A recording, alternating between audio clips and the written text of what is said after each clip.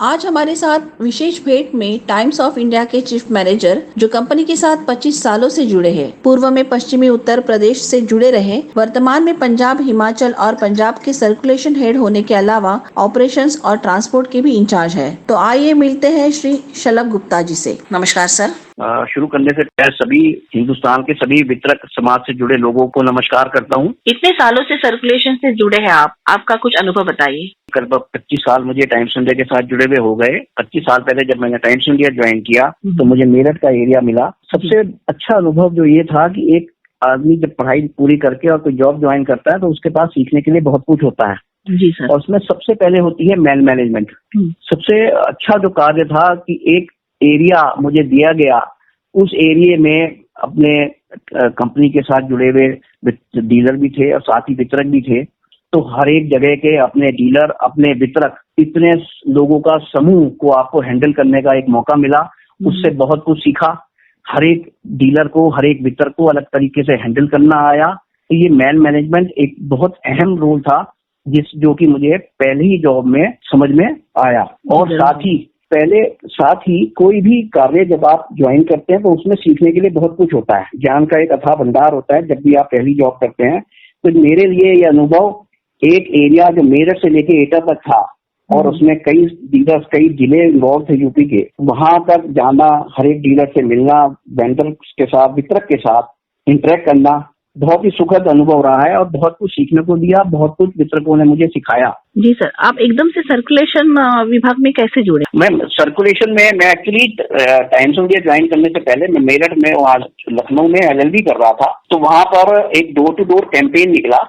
तो door to door campaign Times of India की तरफ से डोर टू डोर कैंपेन निकला, जिसमें कि हमें डोर टू डोर जाके और टाइम्स ऑफ इंडिया के लिए बुकिंग सब्सक्रिप्शन बुक करना पड़ता था। तो मैंने कुछ एक्स्ट्रा इनकम के पॉइंट ऑफ व्यू से LLB साथ साथ करते हुए, क्योंकि ये सुबह और शाम 2-2 घंटे की जॉब होती थी, तो मैंने वो जाके उसका इंटरव्यू दिया और उसमें मेरा सिलेक्शन हुआ। तो मैंने डोर टू डोर कैंपेन की। मैं बिल्कुल जमीनी हकीकत से उठ के और फिर ऊपर आया हूँ। तो वहां से फिर मेरा रुझान थोड़ा इस तरफ हुआ और फिर मैंने अगले साल जब टाइम्स इंडिया में प्रॉपर मेरी प्लेसमेंट हो गई तो फिर मैंने और बहुत कुछ इसके अलावा जो मैंने सीखा। Right sir. वितरकों के साथ आपका अनुभव कैसे रहा? वितरक की बात करें मैं तो वितरक मेरा मानना यह है कि किसी भी ऑर्गेनाइजेशन के लिए जो उसकी एक वर्कफोर्स होती है और उसके साथ जुड़े हुए जो बिजनेस एसोसिएट्स होते हैं, उनका एक हमेशा से अहम रोल रहा है कंपनी के बिजनेस को प्रमोट करने में। और इसमें वितरकों के साथ मेरे संबंध हमेशा से बड़े मधुर रहे। और उसका एक रीजन ये रहा कि जब मैं चंडीगढ़ मेरी पोस्टिंग हुई, यहाँ रहकर मुझे वितरकों के साथ एक तरीके से बहुत टाइम व्यतीत करने का मुझे अवसर मिला। और उसमें मैंने उनके बारे में, वितरकों के बारे में जाना, उनकी कठिन जिंदगी को समझा। तो वितरकों की परेशानियों को समझ के आज की डेट में कोई भी वितरक है, कोई भी वितरक जो कंपनी के साथ जुड़ा हुआ है, उसकी क्या समस्या हो सकती है? उसकी समस्याएं या तो सेल्स फोर्स को लेके, कंपनी के बंदे को लेके हो सकती हैं या डीलर को लेके हो सकती हैं। वितरक जो भी आपके पास समस्याएं लेके आता है वो 99% जेन्युइन प्रॉब्लम्स होती हैं और अगर आप उनको जेन्युइनली सॉल्व करते हो तो इससे ज्यादा वितरक को आपसे कुछ नहीं चाहिए। तो मैंने उनकी यही परेशानियों को समझते हुए तो उनकी परेशानियों को सॉल्व करने की कोशिश करी। तो कोई भी ऑर्गेनाइजेशन किसी भी वितरक को, किसी भी डीलर को, किसी भी वर्कफोर्स को यूं ही अपना आप कोई भी अपना अंग घायल नहीं करना चाहेगा, उनको नुकसान पहुंचाएगा। वर्क फोर्स के बीच में जो कम्युनिकेशन था, उस कम्युनिकेशन को जब मैंने दूर करा तो एक तरीके से वितरक की प्रॉब्लम सॉल्व हुई, एक अच्छे रिलेशन बने और मुझे उनका बहुत सहयोग मिला, बहुत कुछ सहयोग मिला। जी सर, मेरा एक सवाल था कि पूर्व में और वर्तमान में वितरकों की परिस्थितियों का में क्या फर्क देखते हो आप? पूर्व में और आज की परिस्थितियों में कई एंगल से बहुत फर्क है। पूर्व में क्या था, वितरक एक कन्फाइन था। वितरक के पास अपनी समस्याओं को लोकल लेवल पर सुलझाने के अलावा कोई और प्लेटफॉर्म या माध्यम नहीं था। परंतु और साथ ही साथ एक चीज और भी है, अगर हम फाइनेंशियल के पॉइंट ऑफ व्यू से बात करें, इस दौर में शायद फाइनेंशियली वितरक को ठीक था। जो प्रिंट मीडिया है वो ग्रो कर रहा था। अब से हम 10-15 साल पहले की बात करें तो प्रिंट मीडिया ग्रो कर रहा था और ग्रोथ करने के साथ साथ वॉल्यूम जब बढ़ता है तो कंपनी को बिजनेस में ग्रोथ मिलती है, वितरक को वॉल्यूम की वजह से जो ग्रोथ मिलती है उसकी वजह से उसकी इनकम बढ़ती है। आज की डेट में ये चीजें आप ये कह लीजिए कि ग्रोथ, नेचुरल ग्रोथ जो आती थी पूर्व में, वो आज की डेट में संघर्ष करना पड़ता है उसको लाने के लिए, जो पहले ऑटोमेटिकली आती थी। जी जी। तो कहीं ना कहीं वितरक की जो इनकम है वो रिस्ट्रिक्ट हो गई। पर दूसरी तरफ अगर हम देखें आज की परिस्थितियों में वितरक की जो रिलेटेड समस्याएं हैं उनके लिए एक हमारे पास एक प्लेटफॉर्म है आज की डेट में वितरक आवाज के रूप में।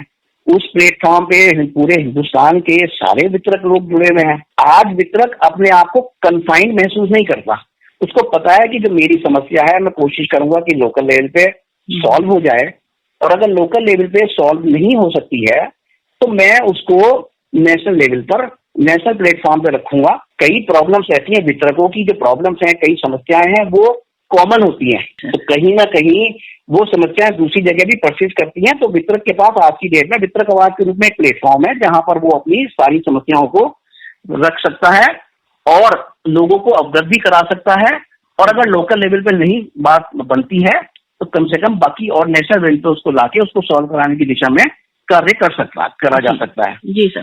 सर, वितरक और कंपनी के मध्य संबंधों को आप कैसे देखते हैं? कंपनी, देखिए कोई भी कंपनी का एक अभिन्न अंग है वितरक। हाँ। साथ ही वर्कफोर्स इसकी और साथ ही एक डीलर अभिन्न अंग है।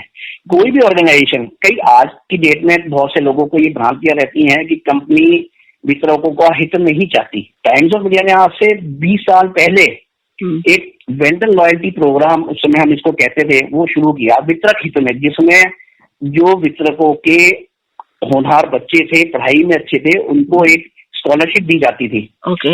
मैंने खुद स्वयं चंडीगढ़ में रह के वितरकों के साथ ही मेरा मधुर संबंध नहीं था, मैं उनके परिवार के साथ भी मेरा था। सबसे बड़ी जो बात अच्छी रहती थी, जब हमारे पास उनका एक रिकॉर्ड है, हम अचानक से उनके पास पहुंच जाते थे केक लेके या गिफ्ट लेके। Great great. कि भाई हैप्पी बर्थडे टू यू, आज आपका जन्मदिन है। हमने कहा चलो आज बहुत सारी ऑर्गेनाइजेशंस इस चीज में इन्वॉल्व हैं, पर मुझे ये कहते हुए गर्व सा महसूस होता है कि ये इनिशिएटिव आज से 20 से 25 साल पहले टाइम्स ऑफ इंडिया पहले ले चुका था। आज बहुत सारे ऑर्गेनाइजेशन हैं जो इस चीज में अपने आप को इस चीज में आप रखे हुए हैं और वितरक हितों के लिए काम कर रहे हैं। तो वितरक को और क्या चाहिए? सर, असंगठित क्षेत्र में कार्य करने को लेकर क्या क्या कठिनाइयां आई आप? वितरक समाज जो है वो आज की डेट में असंगठित क्षेत्र में ही आता है। जी जी। उसको किसी भी असामयिक दुर्घटना के लिए या कोई भी परेशानी के समय अगर हम पूर्व में बात करें तो कोई भी हेल्प नहीं कहीं से मिलती थी।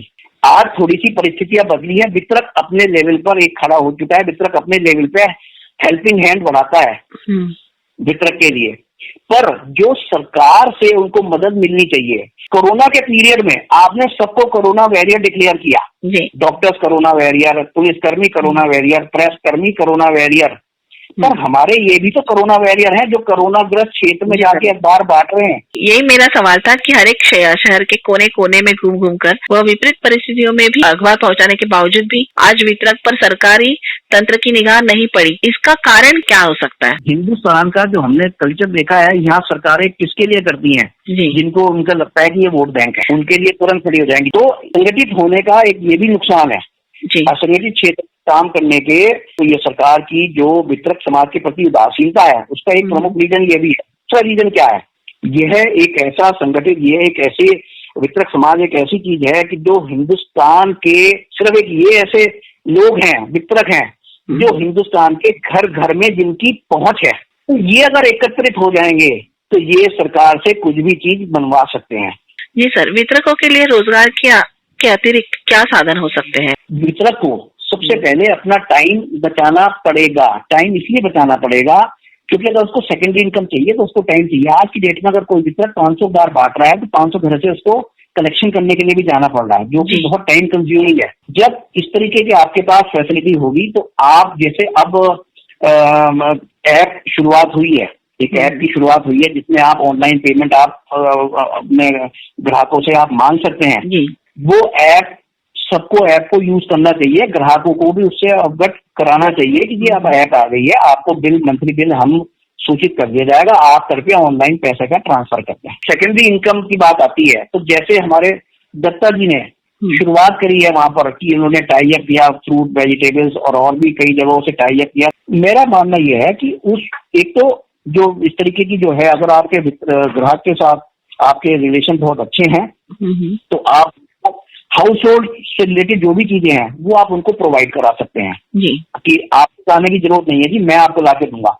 ग्राहक का भी भरोसा होगा क्योंकि आप उस वितरक को 20 साल से जानते हैं, 25 Right. साल से जानते हैं। राइट बहुत से वितरक ऐसे हैं कि जो बहुत सी चीजों के एक्सपर्ट हैं, जी। बहुत से ऑटो इंडस्ट्री से जुड़े हैं, बहुत से होम डेकोर के काम से जुड़े हैं, बहुत से इलेक्ट्रीशियन हैं। अगर हमारे पास हर एक की वो डायरेक्टरी होती है, हम अपने ग्राहक को बता सकते हैं कि सर अगर आपको गाड़ी का कोई भी काम कराना हो तो ये हमारा वितरक भाई है जो बहुत कॉम्पिटेंट है और मेरी गारंटी है। तो ये जो चीजें हैं ये सारा का सारा सेकेंडरी इनकम में आप यूज कर सकते हो, बशर्ते कि आपको इसके लिए मेहनत हिम्मत रखनी पड़ेगी, विल पावर स्ट्रांग रखनी पड़ेगी और थोड़ा सा एक कदम आगे बढ़ाना पड़ेगा। क्योंकि शुरू में क्या होता है, ये चीजें आसान लगती हैं पर जब तक आप एक कदम नहीं बढ़ाते, अब डायरेक्टरी बनाना है, डायरेक्टरी बनाने का काम कोई इतना मुश्किल नहीं है। किसी भी जगह पे 200, 400, 500, 700 अगर वितरक हैं तो उनके बारे में जानना कि भाई आप किसकी चीज में काम करते हो या आपकी कौन सी एक्सपर्टीज है, उस चीज को नोट करके रखना कोई हार्म नहीं है। कंपनियां बड़े बड़े मेट्रो टाउन्स में स्कीम्स देती हैं रीडर्स के लिए, उन स्कीम्स का रिन्यूअल भी होता है। मेरा मानना यह है रिन्यूअल के लिए आज की डेट में कंपनी जो है बाहरी बंदों पर निर्भर करती हैं। मैं ये कहता हूँ कि यही काम अगर वितरक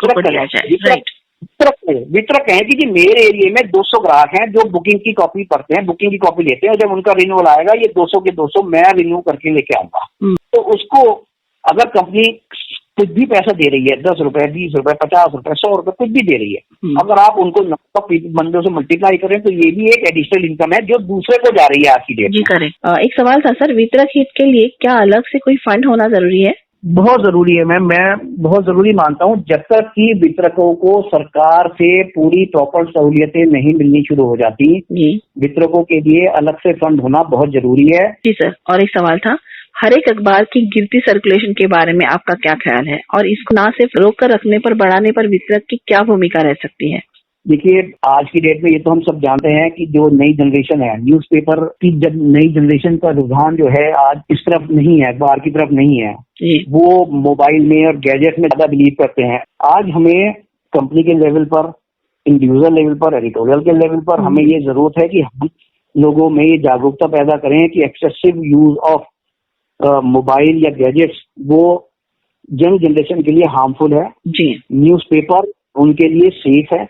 जी तो सर। कहीं ना कहीं कंपनी अपने लेवल पर काम कर रही है, वितरक भी अपने लेवल पर कंपनी का साथ दे रहे हैं, पर इसमें और ज्यादा सहयोग की और ज्यादा मेहनत की जरूरत। सर वही सवाल था मेरा, क्या वितरक आवाज द्वारा वितरकों के उत्थान को लेकर किए जा रहे प्रयास से आप सहमत हैं? बहुत अच्छा कार्य कर रहा है वितरक आवाज, जी बहुत अच्छा कार्य कर रहा है। आज जो वितरक समाज इतना जागरूक हुआ है, आज जो वितरक समाज में एक सेंस ऑफ सिक्योरिटी आई है, गलत कंपनी ही नहीं होती, कई बार वितरक भी कई बार गलत करता है। कई चीजें हैं दोनों की तरफ से कोशिश ये रहनी चाहिए कि जो भी कंपनी एक स्कीम दे रही है, एक स्कीम ला रही है, उसका भरपूर फायदा भी उठाना चाहिए जी, पर जेन्युइन फायदा। तो वितरक आवाज में बहुत अच्छा कार्य हर एक लेवल पर कर रहा है। मैं जाने से पहले मैं एक छोटी सी एक बात और रखना चाहूंगा, हम कौन थे, क्या हो गए और क्या होंगे, अभी आओ विचारें बैठकर ये समस्याएं सभी।